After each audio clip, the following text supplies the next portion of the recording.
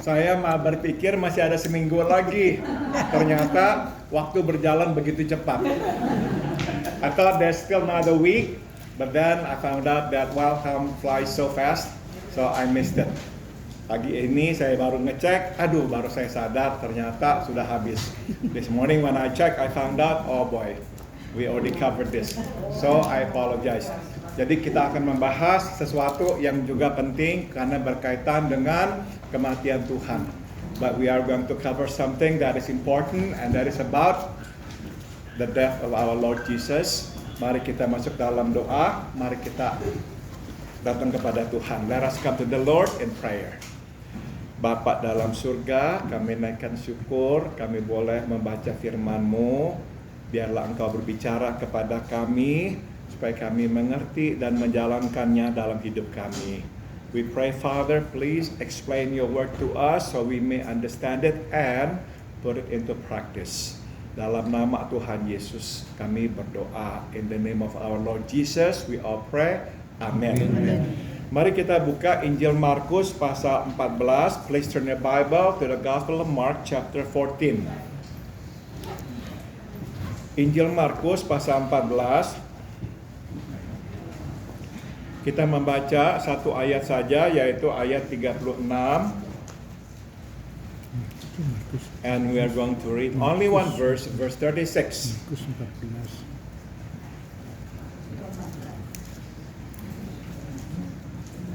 Mari kita membacanya bersama-sama. Let's read this together. The Gospel of Mark, chapter 14, verse 36.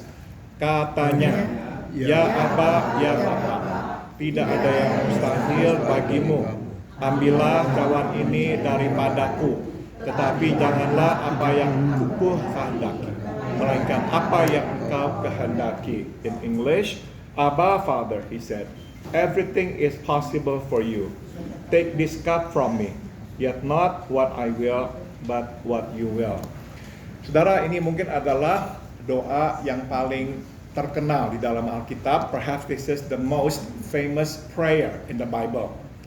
Saudara, doa ini terkenal bukan karena dipanjatkan oleh Yesus saja.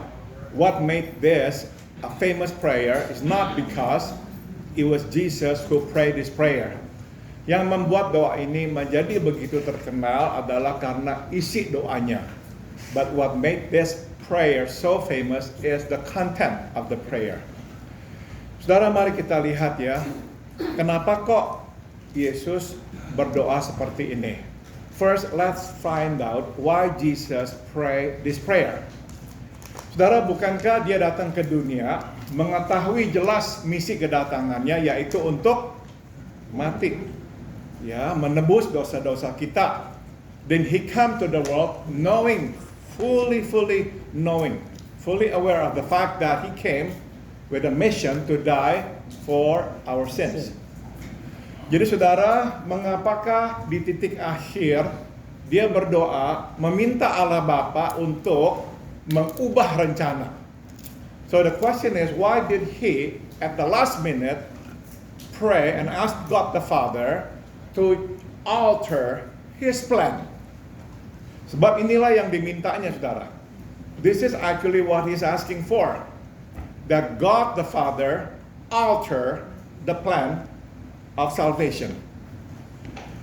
Saudara, dia datang kepada Tuhan, memohon Tuhan Allah Bapa mengubah rencananya, sebab di titik akhir, waktu dia berhadapan dengan kayu salib itu, dia benar-benar secara manusia merasa tidak sanggup.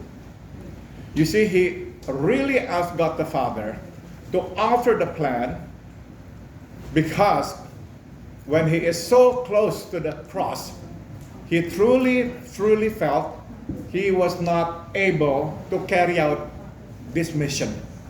It was too much for him. Jadi saudara, di sini kita bisa melihat kemanusiaannya Yesus. So here we can see the humanity of Jesus. Dia benar-benar manusia biasa. He was truly an ordinary man. Seperti kita semua. Maka saudara, kita bisa mengerti mengapa dia berdoa kepada Allah Bapa, sebab dalam kapasitasnya dia adalah seorang manusia. Now we understand why he prayed to God the Father, because he was truly man in his capacity as the Son of God and the Son of Man. Itu sebab saudara, dia memohon Allah Bapa mengubah rencananya. And that's the reason he asked God the Father to alter the plan of salvation. Sedemikian rupa berubahnya permintaan dia, supaya tidak usah mengharuskan dia mati di kayu salib. So what he's asking for is that God the Father alter the plan of salvation so it would not require him to go up to the cross and die for us. Oke, itu.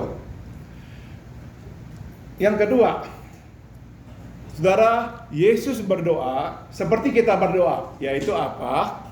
Ya Aba, ya Bapa, tidak ada yang mustahil bagimu. Jesus prayed exactly like we. Oh Father, oh God, there is nothing impossible for you. Nah saudara-saudara, bukankah inilah doa kita sewaktu kita memohon sesuatu yang sangat berat, ya kan? This is our request too. When we ask God for something that is super hard, nothing is impossible to you. Sekarang saya tanya, apakah ada yang salah dengan permintaan atau pernyataan ini? Is there something wrong with this statement? God, there's nothing impossible for you. No. Tidak. Jadi sebetulnya saudara, perkataannya perkataan yang benar. So his statement is a true statement. Nothing is impossible.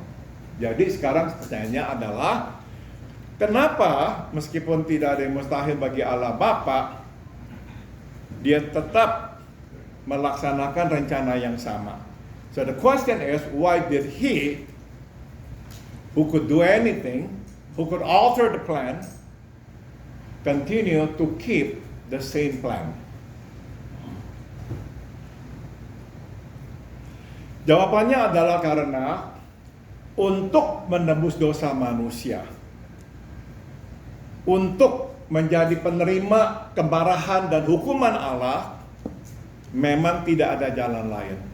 Mesti Allah menjadi manusia, mati, menanggung hukuman yang seharusnya dijatuhkan kepada manusia.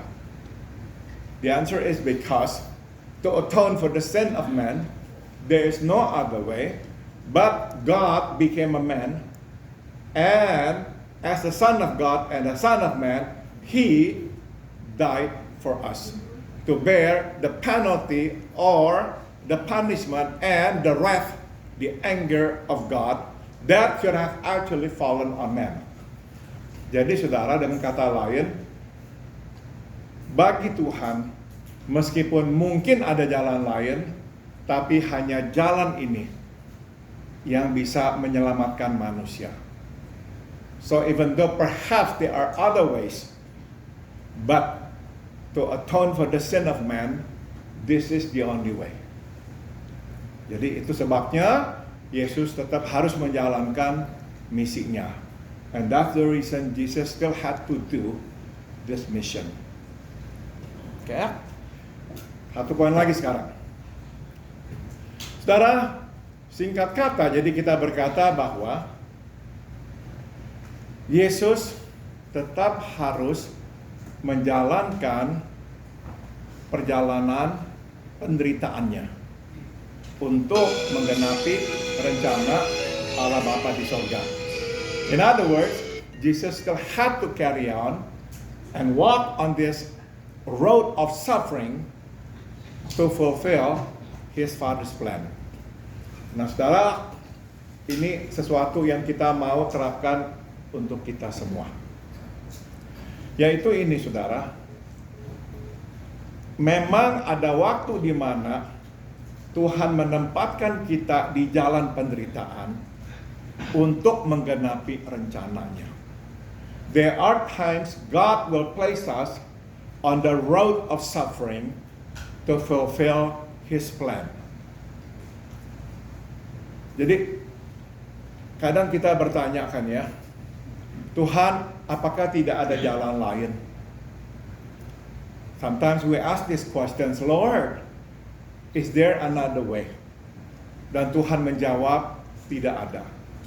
This is the only way. And God answers us, no, there is no other way. This is the only way. Jadi saudara, ini yang kita mau juga ingat dalam hidup. Ada kalanya hidup ini jalannya lebar, luas. Kita bisa menari-nari, berjalan-jalan ke kanan ke kiri. Tapi ada waktu-waktu di mana tiba-tiba jalanan kita itu mengerucut menjadi begitu sempit sehingga hanya bisa kita lalui sendirian dan tidak bisa kita berjalan kemana-mana. There are times in which life is like a big wide road. We can move around left and right. We can perhaps dance left and right. But there will be times in which life suddenly narrow so pointedly that there's only one small road, small way that only one person can pass through, and that person is us.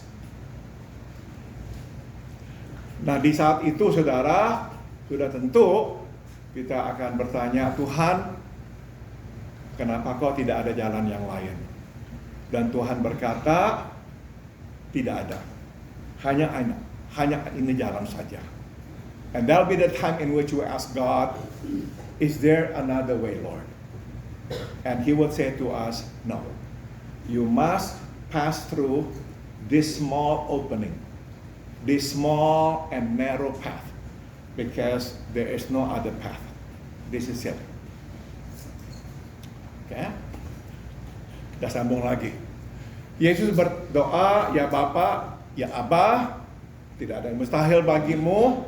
Tapi, nah dia berkata pada akhirnya, janganlah apa yang aku kehendaki, melainkan apa yang engkau kehendaki. But at the end of it, He says, but not my will, but your will. Stop dulu. Berapa kalikah Yesus berdoa yang sama?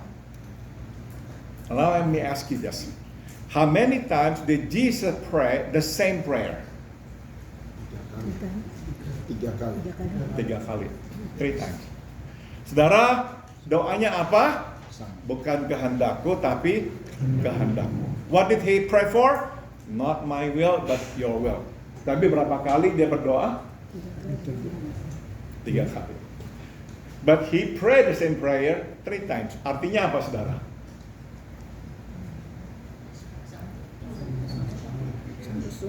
Dia udah berkata, bukan kehendakku, kehendakmu lah yang terjadi. Tapi kemudian dia minta lagi sampai ketiga kali. Karena dia takut. Apa? Karena terlalu menyakitkan. Jadi dengan kata lain, saudara, sebetulnya dia tetap sebetulnya nggak mau. He was so terrified that in the end he had to ask God again and again because he did not want to do it. He did not want to do it. Jadi ini saudara yang kita bisa pelajari ya. Menerima kehendak Tuhan kadang, ya Tuhan saya terima, saya siap berjalan. Tapi kadang menerima kehendak Tuhan berarti sembari kita menjalankannya, kita berkata, saya tidak mau Tuhan melakukannya. So from this prayer we can learn something, and that is this. There are times when we do the will of God willingly, joyfully. Yes, Lord, I'll do it. And then we move on and do it. But there'll be times in which we say, Lord, okay, I will do it. But every step of the way we say, I don't want to do it.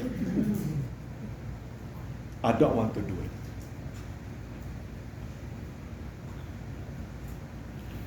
Nah, saudara, bagi kita, kenapa kok kita perlu melihat hal ini?